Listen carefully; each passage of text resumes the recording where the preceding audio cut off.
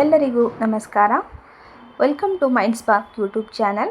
Friends, ಇವತ್ತು ಹೋಟೆಲಲ್ಲಿ ಧಾಬಾದಲ್ಲಿ ಯಾವ ರೀತಿ ಪನ್ನೀರ್ ಬಟರ್ ಮಸಾಲ ಮಾಡ್ತಾರೆ ಅದೇ ಥರ ಮನೇಲಿ ಯಾವ ರೀತಿ ಮಾಡೋದು ಅಂತ ನೋಡ್ಕೊಂಡು ಬರೋಣ.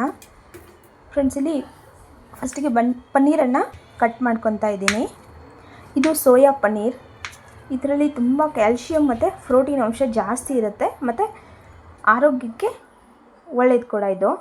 ನೀವು ನಾರ್ಮಲ್ ಪನ್ನೀರಲ್ಲೂ ಕೂಡ ಇದೇ ಥರ ಪನ್ನೀರ್ ಮಸಾಲ ಮಾಡ್ಕೊಬೋದು. ಇವಾಗ ನಾನು ಒಂದು ಬೌಲ್ಗೆ ಬಿಸಿನೀರು ಹಾಕ್ಬಿಟ್ಟು ಬಿಸಿನೀರಲ್ಲಿ ಒಂದು 2-3 ನಿಮಿಷ ಪನ್ನೀರನ್ನು ನೀಟಾಗಿ ತೊಳ್ಕೊಬೇಕು. ಅದಾದಮೇಲೆ ಒಂದು ಬೌಲಲ್ಲಿ ಮೊಸರು, 1 ಸ್ಪೂನ್ ಖಾರದ ಪುಡಿ, ಅರ್ಧ ಸ್ಪೂನ್ ಅರಿಶಿನ ಪುಡಿ, 1/4 ಸ್ಪೂನ್ ಆಗೋಷ್ಟು ಉಪ್ಪನ್ನು ಸೇರಿಸ್ಕೊಳ್ಳಿ. ಚೆನ್ನಾಗಿ ಮಿಕ್ಸ್ ಮಾಡಿ ಅದಕ್ಕೆ ಎಲ್ಲ ಪನ್ನೀರನ್ನು ಸೇರಿಸ್ಬಿಟ್ಟು ಪನ್ನೀರ್ಗೆ ಆ ಗ್ರೇವಿ ಏನು ಮಾಡಿರ್ತೀರಲ್ಲ ಅದೆಲ್ಲ ಅಂಟ್ಕೊಬೇಕು. ಇವಾಗ ಗ್ಯಾಸ್ ಆನ್ ಮಾಡಿಬಿಟ್ಟು ಒಂದು ಪಾತ್ರೆ ಇಟ್ಟು ಅದರಲ್ಲಿ ಈರುಳ್ಳಿ, ಒಂದು ಮೀಡಿಯಮ್ ಸೈಜದ್ದು 2 ಈರುಳ್ಳಿನ ಕಟ್ ಮಾಡಿಬಿಟ್ಟು ಅದಕ್ಕೆ 1-2 ಸ್ಪೂನ್ ಆಗೋಷ್ಟು ಎಣ್ಣೆ ಹಾಕಿಬಿಟ್ಟು ಚೆನ್ನಾಗಿ ಫ್ರೈ ಮಾಡಿ. ಇವಾಗ ಮಸಾಲೆ ಐಟಮ್ಸ್ ಎಲ್ಲ ಹಾಕೋಣ. ಫಸ್ಟಿಗೆ ಚಕ್ಕೆ, 1 ಚಕ್ರಮಗ್ಗಿ, 1 ಪಲಾವ್ ಎಲೆ, ಏಲಕ್ಕಿ 1, ಕಾಳುಮೆಣಸು 5-6, 1 ಲವಂಗ, 1 ಸ್ಪೂನ್ ಆಗೋಷ್ಟು ಜೀರಿಗೆ, 1 ಟೇಬಲ್ ಸ್ಪೂನ್ ಆಗೋಷ್ಟು ಸೋಂಪು ಕಾಳು, 2 ಸ್ಪೂನು ಕೊತ್ತಂಬರಿ ಬೀಜ, ಹಸಿ ಶುಂಠಿ ಸ್ವಲ್ಪ ಸೇರಿಸಿ,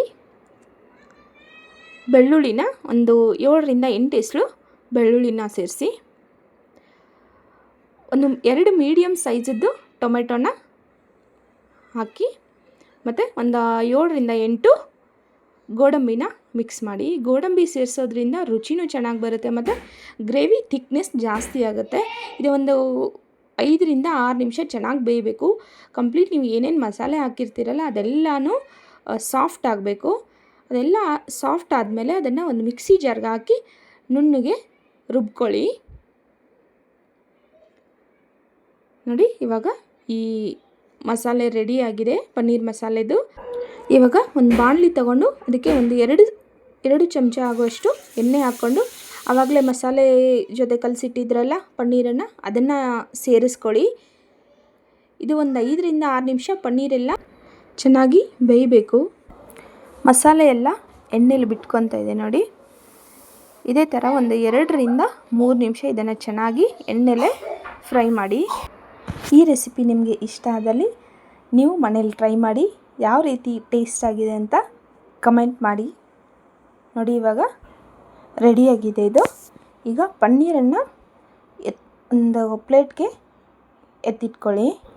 ಅದೇ ಬಾಣಲೆಗೆ 1 ಸ್ಪೂನ್ ಆಗೋಷ್ಟು ಎಣ್ಣೆ ಹಾಕಿ, ನಾನಿಲ್ಲಿ ಬೆಣ್ಣೆನ ಯೂಸ್ ಮಾಡ್ತಾಯಿಲ್ಲ, ನೀವು ಬೇಕಾದರೆ ಬೆಣ್ಣೆನೂ ಯೂಸ್ ಮಾಡ್ಬೋದು. ಇವಾಗ ನಾನು ಅಚ್ಚ ಖಾರದ ಪುಡಿಯನ್ನು 1 ಟೇಬಲ್ ಸ್ಪೂನಷ್ಟು ಹಾಕಿದ್ದೀನಿ. ಇವಾಗ ರುಬ್ಕೊಂಡಿರೋ ಮಸಾಲೆ ಇತ್ತಲ್ಲ ಎಲ್ಲನೂ ಅದಕ್ಕೆ ಸೇರಿಸಿ ಚೆನ್ನಾಗಿ ಮಿಕ್ಸ್ ಮಾಡಿ. ನಿಮಗೆ ಥಿಕ್ನೆಸ್ ಎಷ್ಟು ಬೇಕಲ್ಲ ನೋಡಿಕೊಂಡು ಅದಕ್ಕೆ ನೀರನ್ನು ಸೇರಿಸ್ಕೊಳ್ಳಿ. ಇದು ಮಸಾಲೆದೆಲ್ಲ ಸ್ಮೆಲ್ಲು ಹೋಗೋವರೆಗೂ 5-6 ನಿಮಿಷ ಚೆನ್ನಾಗಿ ಬೇಯಿಸಿ. ಮಧ್ಯಮ ಉರಿಯಲ್ಲಿ ಬೇಯಿಸಿ. ಅದನ್ನು ಒಂದು ಲಿಡ್ ಮುಚ್ಚಿ ನೋಡಿ. ಇವಾಗ ಈ ಥರ ಒಂದು ಕುದಿ ಬಂದಮೇಲೆ ಅದಕ್ಕೆ ಪನ್ನೀರನ್ನು ಮಿಕ್ಸ್ ಮಾಡಿ.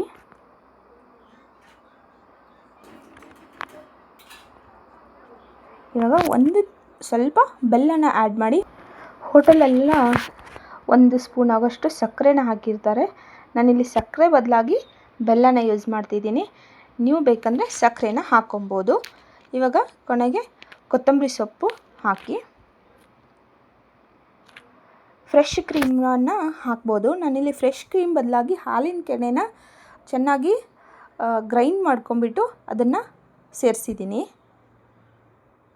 ಇದನ್ನು ಇನ್ನೊಂದ್ಸಲಿ ಚೆನ್ನಾಗಿ ಮಿಕ್ಸ್ ಮಾಡಿ ಲಿಡ್ ಕ್ಲೋಸ್ ಮಾಡಿ 2 ನಿಮಿಷ ಬಿಟ್ಟು ರುಚಿಗೆ ತಕ್ಕಷ್ಟ ಉಪ್ಪನ್ನು ಸೇರಿಸಿ ಇನ್ನೊಂದ್ಸರಿ ಚೆನ್ನಾಗಿ ಮಿಕ್ಸ್ ಮಾಡಿ 2-3 ನಿಮಿಷ ಬೇಯಿಸಿ.